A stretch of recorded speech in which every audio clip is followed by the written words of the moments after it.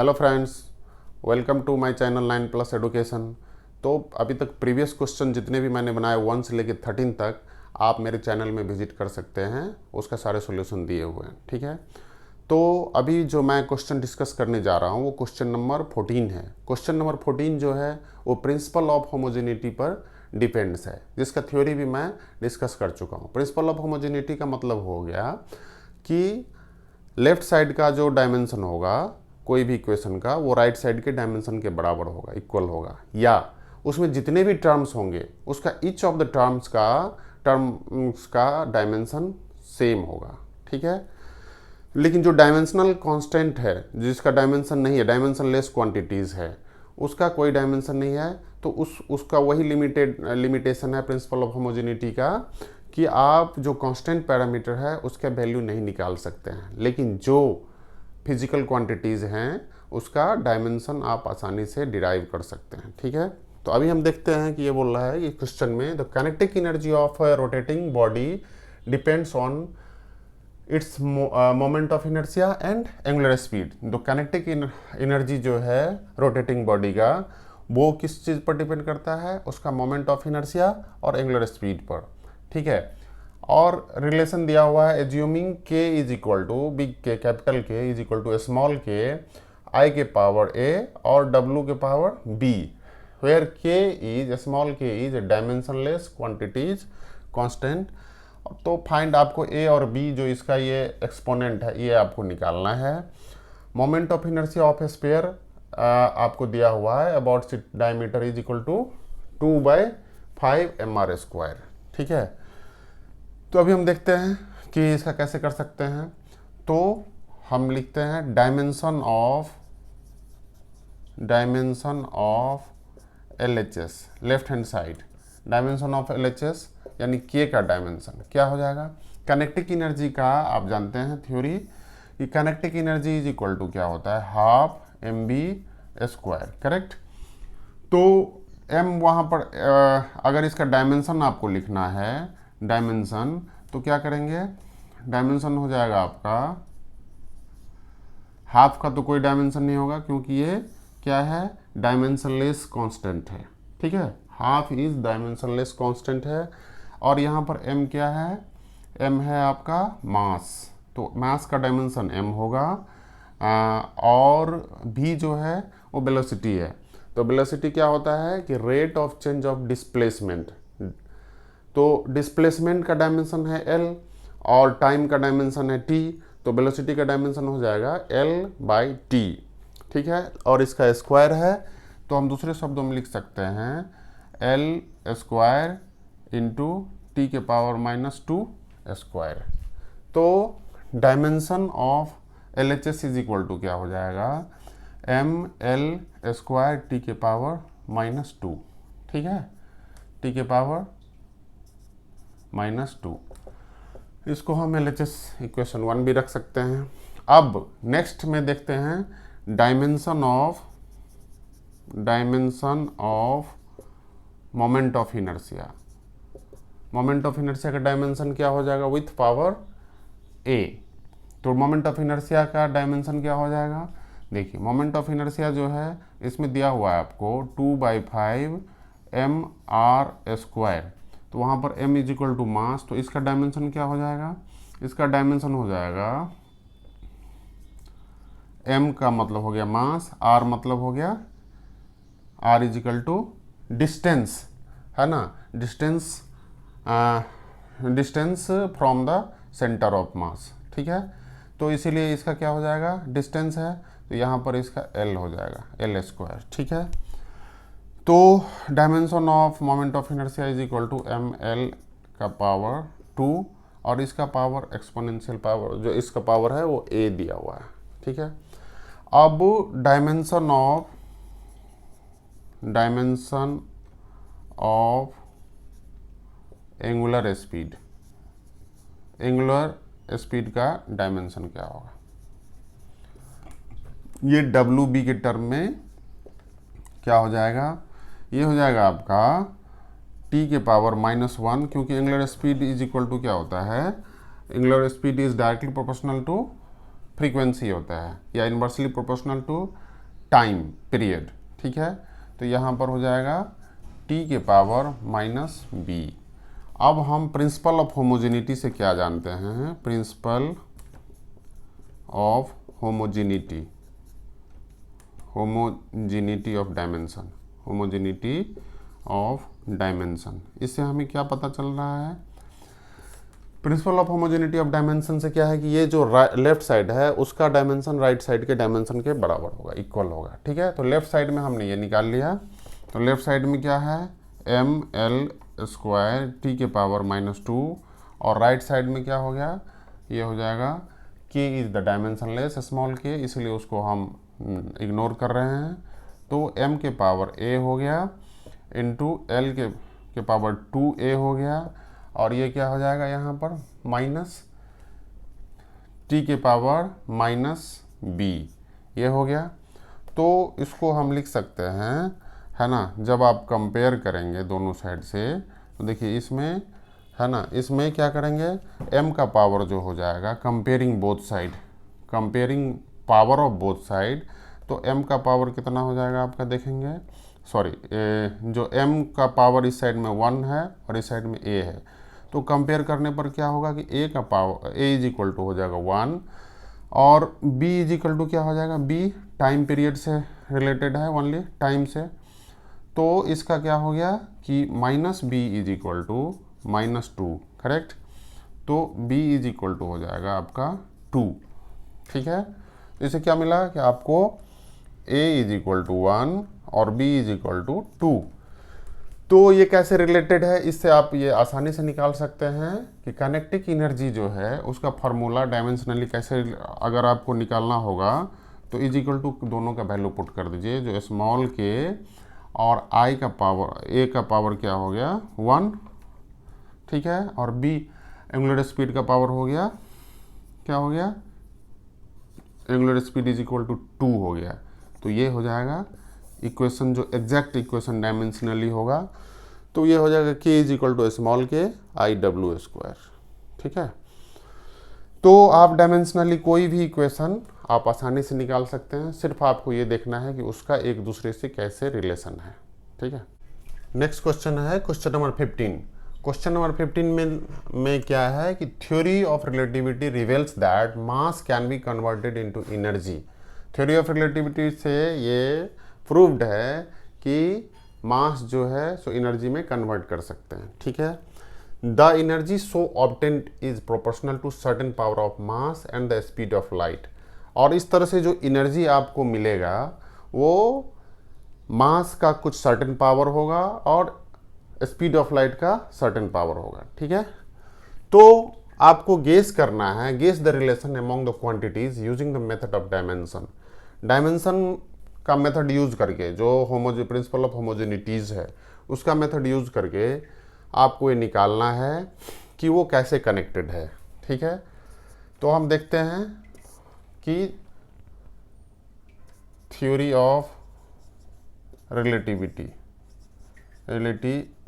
से क्या बोल रहा है, ठीक है। थ्योरी ऑफ रिलेटिविटी से बोल रहा है कि अगर E एनर्जी है तो E is directly proportional to m के पावर मान लेते हैं a है, और b के और c के पावर b मान लेते हैं, ऐसे रिवेल्ड है। या इसको हम लिख सकते हैं E इज डायरेक्टली प्रोपोर्शनल तो हो गया, अब k इंटू एम के पावर a और c के पावर b, फिर c is equal to m is equal to mass हो गया और c क्या हो गया, स्पीड ऑफ लाइट, ठीक है। ये दिया हुआ है। तो आप क्या करेंगे इसका, आप देखेंगे एनर्जी का डायमेंशन क्या होगा, डायमेंशन दोनों साइड का डायमेंशन हम लिखते हैं। तो एनर्जी का डायमेंशन क्या होगा, एज पर डायमेंशनल फार्मूला से कि दोनों साइड का डायमेंशन सेम होना चाहिए। और के क्या है, वेयर के इज डायमेंशन लेस कांस्टेंट। मतलब क्या हुआ कि के का जो है, के का कोई डायमेंशन नहीं है। तो प्रिंसिपल ऑफ होमोजेनिटी से हम लिख सकते हैं प्रिंसिपल ऑफ होमोजेनिटी से क्या लिख सकते हैं हम, देखेंगे कि दोनों साइड का डायमेंशन जो है सेम होना चाहिए। तो एनर्जी का डायमेंशन कितना होगा, एनर्जी का डायमेंशन जो है अभी हम प्रीवियस क्वेश्चन में बता चुके हैं, फिर भी आपके लिए बता दूं कि energy is equal to half mv² भी हम लिख सकते हैं काइनेटिक एनर्जी, और सारे एनर्जी का डायमेंशन सेम होगा चाहे किसी भी टाइप का एनर्जी हो, ठीक है। तो यहाँ पर क्या हो जाएगा, डायमेंशन अगर हम देखते हैं तो m का मतलब स्मॉल m का मतलब हो गया कि मास, और ये L² और t के पावर -2², क्योंकि L भी जो है सो वेलोसिटी है, वेलोसिटी का डायमेंशन LT के पावर -1 होगा। अब दोनों का पावर अगर 2 हो जाएगा तो क्या हो जाएगा, L² और t के पावर -2, ठीक है। तो यहाँ पर हम लिख सकते हैं इसका डायमेंशन m L के पावर 2 और t के पावर -2, और k का डायमेंशन कुछ नहीं होता है इसीलिए इसको इग्नोर करते हैं हम, ठीक है। और m is equal to mass का पावर a, ठीक है। और ये क्या है, स्पीड ऑफ लाइट, यानी कि स्पीड का डायमेंशन, स्पीड या वेलोसिटी का डायमेंशन। तो वेलोसिटी का डायमेंशन अभी हम जस्ट निकाले हैं LT के पावर -1, ये इज इक्वल टू b हो जाएगा, समझ गए, इसका पावर b हो जाएगा। तो इसको और भी हम लिख सकते हैं मोर एग्जैक्टली, m के पावर a, L के पावर b और t के पावर -b, क्लियर। अब हम दोनों साइड में क्या करते हैं कि कंपेयरिंग द पावर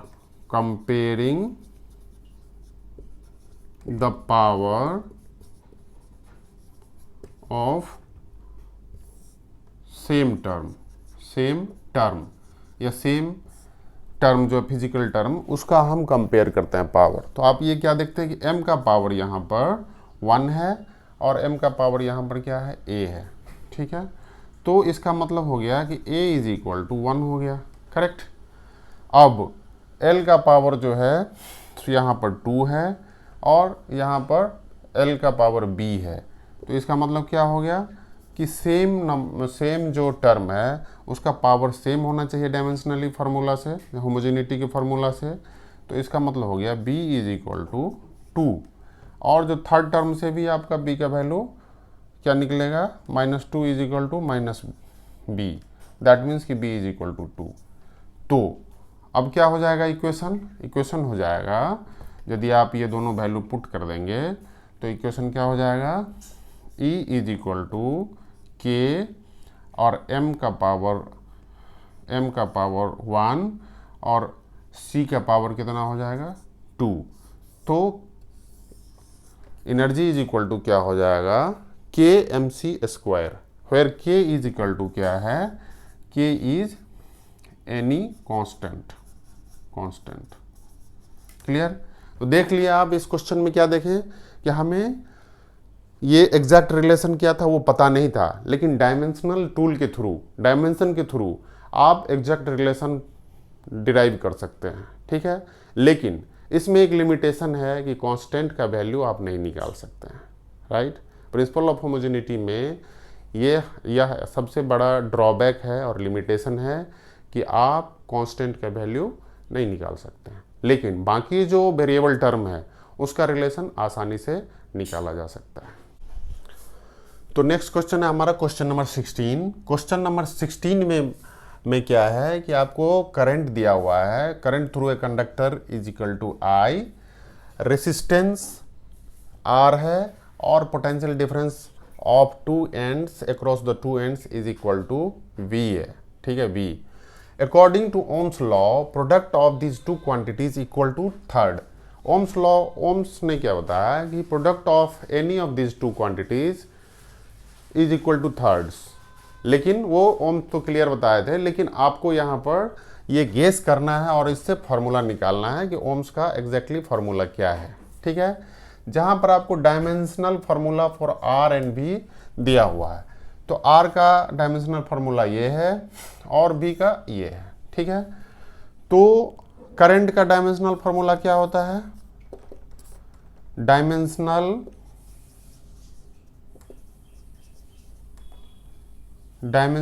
फॉर्मूला या डायमेंशन ऑफ करंट हम क्या मानते हैं? सिंपल आई मानते हैं करंट का।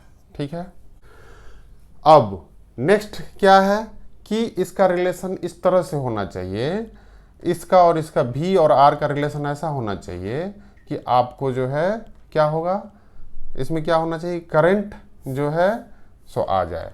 तो देखिए V और R हम कैसे करेंगे, इसमें I का पावर, बाकी सारे टर्म सेम है, M इसमें भी है, L इसमें भी है, और T माइनस टी के पावर -3 ये भी इसमें भी है। ओनली डिफरेंस है I का पावर। ठीक है, तो हम I का पावर इस तरह से करते हैं कि उसका जो रिलेशन होगा वो करंट आ जाएगा। ठीक है, तो पहला वाला देखते हैं, अगर आप ये वाला, इसको अगर हम नोमरेटर में रखते हैं ml² t के पावर -3 और I के पावर -1, और नीचे में क्या करते हैं ml² t के पावर -3 और I के पावर क्या कर देते हैं -2, I के पावर -2 हो गया। ठीक है, तो ये क्या हो गया, सारे टर्म जो है तो जीरो हो जाए, ख़त्म हो जाएगा। जैसे m का पावर हो गया 0, L का पावर हो गया 0, 2 - 2, और t का पावर हो जाएगा 0, करेक्ट। लेकिन I का पावर क्या हो जाएगा -1 + 2, तो क्या हो जाएगा, I का पावर हो जाएगा आपका 1, यानी I हो गया। तो इससे क्या डिराइव हम एक लाइन में बता सकते हैं, इससे हमें क्या मिला कि ये किसका डायमेंशन था, डायमेंशन ऑफ, ये क्या था, ये था पोटेंशियल डिफरेंस, तो V/R, और ये किसका डायमेंशन था, यहाँ पर दिया हुआ है। तो ये जो है ये डायमेंशन था आपका, यहाँ से हमने लिया है, तो ये किसका डायमेंशन है, ये R है, रेसिस्टेंस।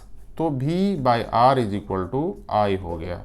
तो इसको हम लिख सकते हैं कि V = IR। ठीक है, ये रिलेशन हो गया डायमेंशनल, ये डायमेंशनल रिलेशन हो गया। नेक्स्ट क्वेश्चन है हमारा क्वेश्चन नंबर 17। क्वेश्चन नंबर 17 में बोल रहा है कि the frequency of vibration of a string depends on its length.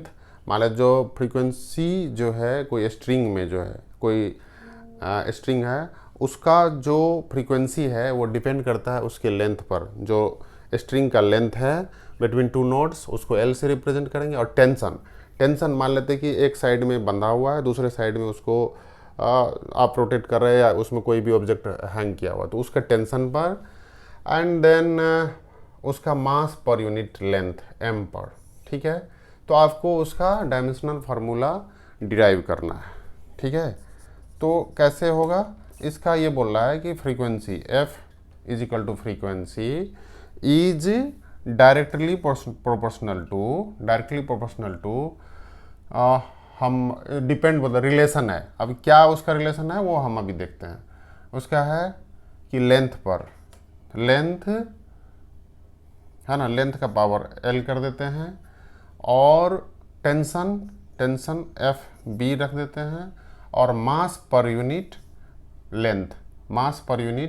Length ये हो जाएगा C मान लेते हैं। ठीक है, तो डायमेंशनल फार्मूला से क्या जानते हैं, फ्रीक्वेंसी, डायमेंशन ऑफ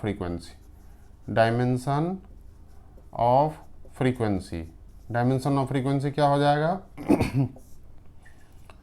1/T होता है, करेक्ट, 1/T फ्रीक्वेंसी, तो T के पावर -1 हो गया। ठीक है, अब डायमेंशन, ये तो L लेंथ हो गया, तो डायमेंशन ऑफ, ये तो हम जान ही रहे हैं, तो डायमेंशन ऑफ MC ये क्या हो गया, मास पर यूनिट लेंथ, तो मास बाय लेंथ C, तो हम इसको लिख सकते हैं MC × L के पावर -C, करेक्ट। ये हो गया 2। और थर्ड है फोर्स या टेंशन, दोनों का सेम होगा, तो डायमेंशन ऑफ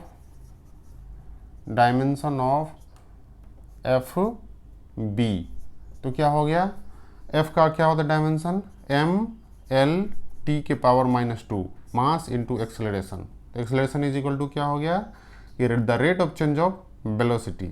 तो वेलोसिटी का एल टी -1 था, तो उसका भी रेट ऑफ चेंज होगा, तो वेलोसिटी बाय टाइम, तो ये हो जाएगा एल टी -2 एक्सेलरेशन का।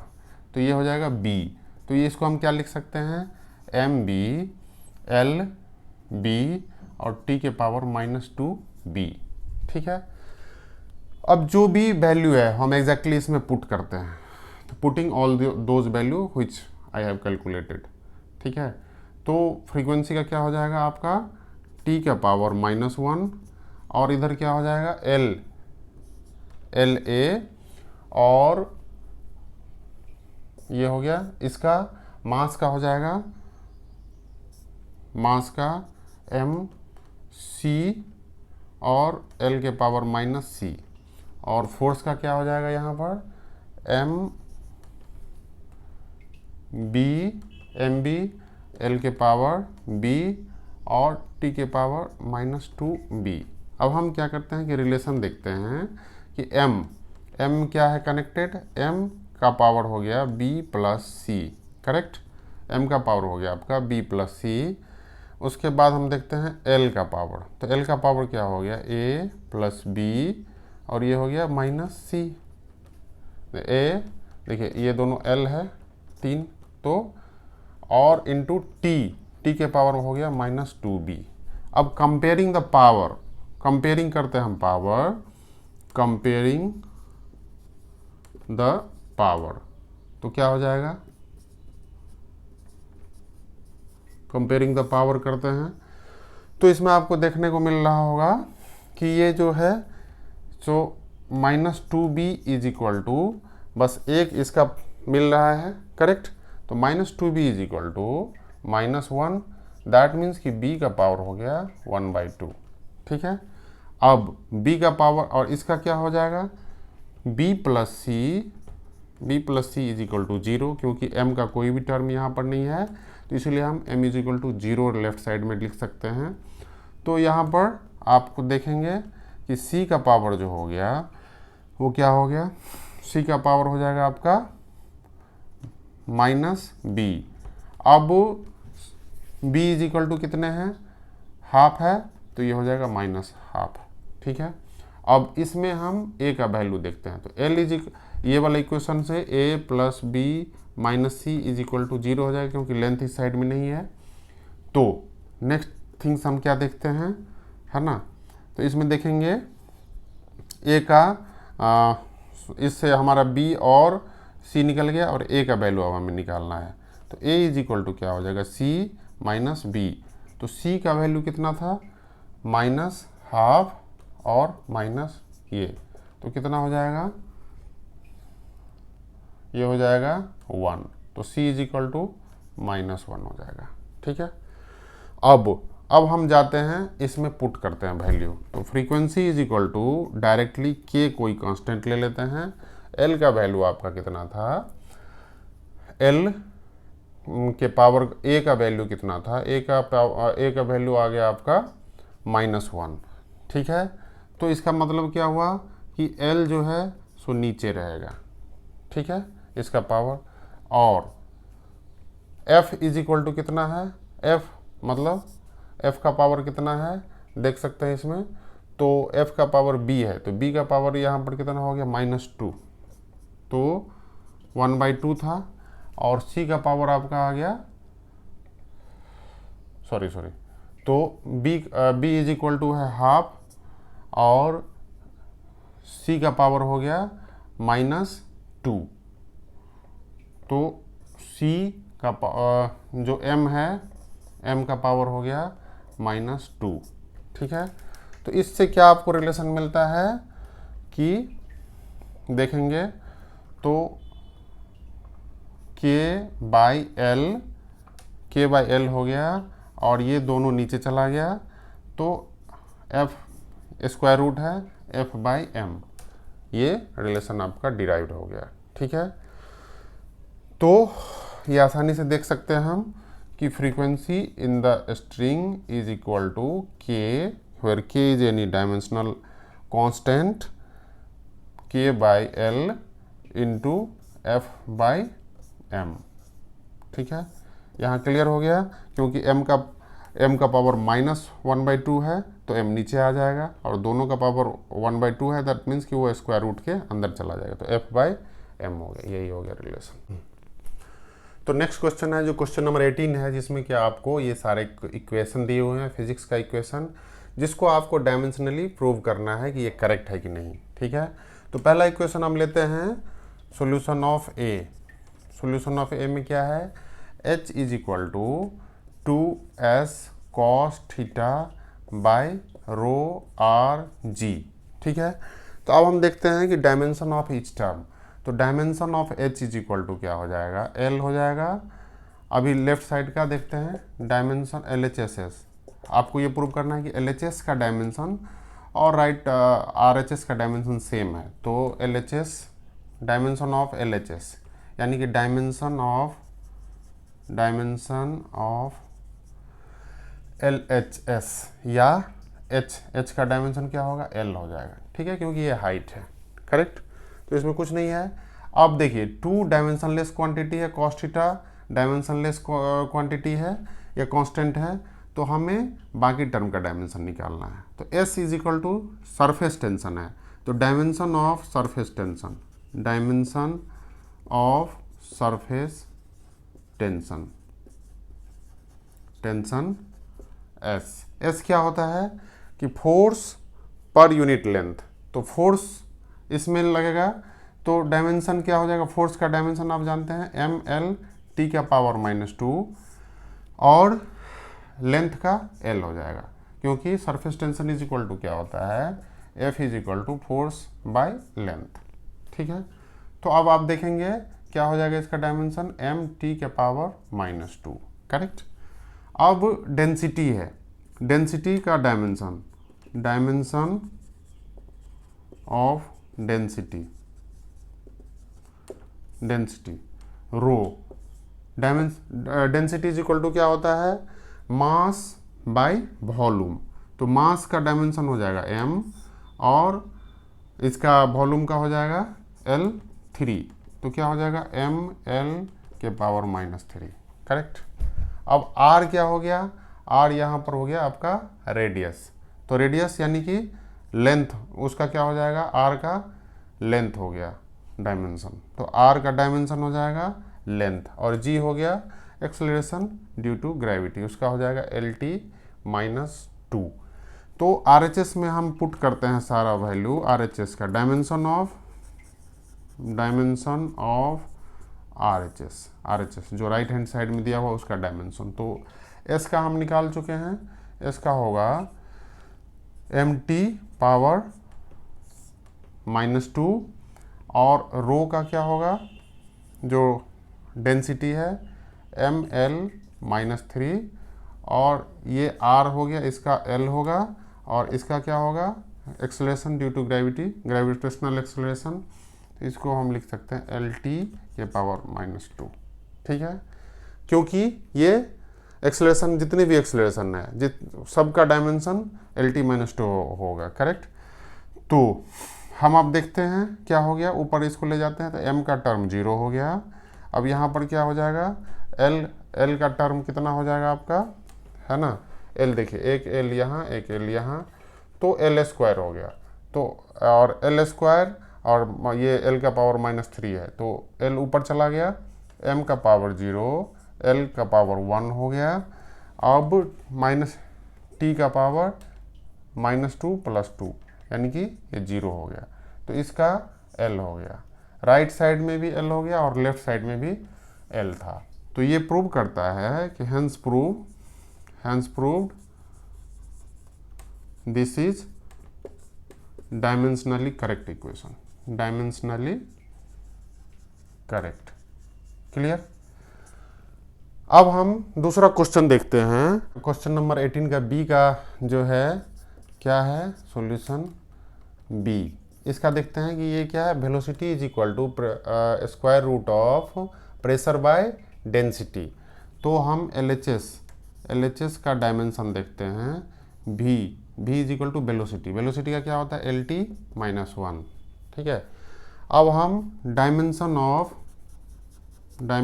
ऑफ RHS देखते हैं। RHS का मतलब हो गया राइट हैंड साइड, तो इसको हम लिख सकते हैं P बाय रो के पावर 1/2, ठीक है ना।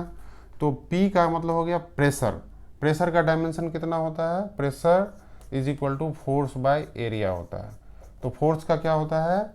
mL/T के पावर -2 बाय एरिया का होगा L², करेक्ट। तो ये हो जाएगा mL के पावर -1 T के पावर -2, ठीक है। और रो क्या है? रो इज इक्वल टू हो गया डेंसिटी। तो डेंसिटी इज इक्वल टू क्या होता है? Mass by volume. तो मास बाय LQ, या हम लिख सकते हैं mL के पावर -3, ठीक है। अब हम दोनों टर्म का वैल्यू इसमें पुट करते हैं। तो प्रेशर का डायमेंशन हो जाएगा mL के पावर -1 T के पावर -2 बाय mL के पावर -3, ठीक है। और इसका पावर हो गया हाफ, ठीक है। तो अब हम देखते हैं क्या हो जाएगा। m से m का पावर 0 हो जाएगा, L के पावर हो जाएगा 2, और यहाँ पर T का पावर हो जाएगा -2, और इसका पावर हो गया हाफ। तो हम इसको लिख सकते हैं LT -1 इन, ये 2 हो गया क्योंकि दोनों में 2 था, इंटू 1/2, तो ये दोनों कैंसिल हो जाएगा। तो ये हो जाएगा LT -1। तो आप देख सकते हैं कि dimension of LHS is equal to dimension of RHS। तो ये डायमेंशनली करेक्ट इक्वेशन है, ठीक है। तो ये प्रूव करता है कि LHS is equal to RHS, I mean dimension of LHS is equal to RHS, ठीक है। क्वेश्चन नंबर 18 का C जो है, इसका क्या है कि लेफ्ट हैंड साइड का वॉल्यूम का dimension of volume, dimension of V is equal to L3 हो जाएगा, वॉल्यूम का डायमेंशन। अब हमें राइट हैंड साइड का dimension of right hand side का टर्म का देखना है। डायमेंशन ऑफ ये जो है रो, इसका कुछ भी नहीं होगा। डायमेंशन ऑफ RHS क्या हो जाएगा? देखिए ये पाई जो है कांस्टेंट टर्म है, तो इसका कुछ भी डायमेंशन नहीं होगा। P इज इक्वल टू क्या है? Pressure. Pressure is equal to क्या होता है? Force by area. Force by area is equal to क्या हो गया? mL/T के पावर -2 बाय L2, यानी कि mL के पावर -1 T के पावर -2, ठीक है। तो ये हो जाएगा आपका mL के पावर -1 T के पावर -2। अब R का डायमेंशन क्या हो जाएगा? L है, तो L4 हो जाएगा, और ये T हो जाएगा, ठीक है। अब हम देखते हैं 8 कांस्टेंट है। कोफिशिएंट ऑफ विस्कोसिटी का डायमेंशन होता है mL के पावर -1 T के पावर -1, और ये क्या है? T, ये L है, ठीक है। तो आप देखेंगे क्या हो जाएगा इसका डायमेंशनल फार्मूला से। ये सारे टर्म अगर हम ऊपर जाते हैं तो m का पावर क्या हो जाएगा? 0, L का पावर ये दोनों कैंसिल हो जाएगा, ठीक है। और ये L से एक L, तो L का पावर हो जाएगा आपका 3, यहाँ से देखेंगे। और टाइम जो है सो क्या हो जाएगा? ये T टू द पावर -2 +1 और +1, तो T का पावर भी 0 हो जाएगा, तो यहाँ पर हो जाएगा L3। तो आप क्या देखेंगे कि जो dimension of LHS is equal to dimension of RHS, correct हो गया। इसका जो 18 का लास्ट क्वेश्चन है D, सॉल्यूशन ऑफ D हम देखते हैं क्या है। इसमें ये क्या है? फ्रीक्वेंसी है। तो फ्रीक्वेंसी का डायमेंशन, डायमेंशन ऑफ LHS, यानी कि फ्रीक्वेंसी का डायमेंशन कितना हो जाएगा? T के पावर -1, ठीक है। अब डायमेंशन ऑफ RHS देखते हैं। डायमेंशन ऑफ RHS कितना हो जाएगा? RHS में आप देखेंगे mgL/I का पावर 1/2 का डायमेंशन, हाफ का डायमेंशन, ठीक है। m क्या है वहाँ पर? मास। g क्या है? ग्रेविटेशनल एक्सेलरेशन, जिसका डायमेंशन होगा LT -2, और ये क्या है? L, लेंथ है। और इन मोमेंट ऑफ इनर्शिया का डायमेंशन क्या होगा? Moment of inertia is equal to क्या होता है ना? mr²। तो mL², पीछे वाले क्वेश्चन में हमने काफ़ी डिस्कस कर चुके हैं इसके बारे में। तो ये डायमेंशन खत्म हो जाएगा, mm कैंसिल हो जाएगा, L L कैंसिल हो जाएगा और इसका हो जाए और इसका पावर है 1/2, तो ये क्या हो जाएगा t के पावर -2 के पावर 2, करेक्ट। तो आपको क्या मिल रहा है यहाँ पर, t के पावर -1 रखें और 2 × 2 कैंसिल हो गया, तो t के पावर -1 बच गया, ठीक है। तो LHS = RHS आप देखेंगे कि बिल्कुल करेक्ट हो गया। इसमें देखना है कि आपको चेक करना है कि ये जो इक्वेशन है वो डायमेंशनली करेक्ट है कि नहीं, ठीक है। तो इसमें आप क्या देखते हैं कि डायमेंशन ऑफ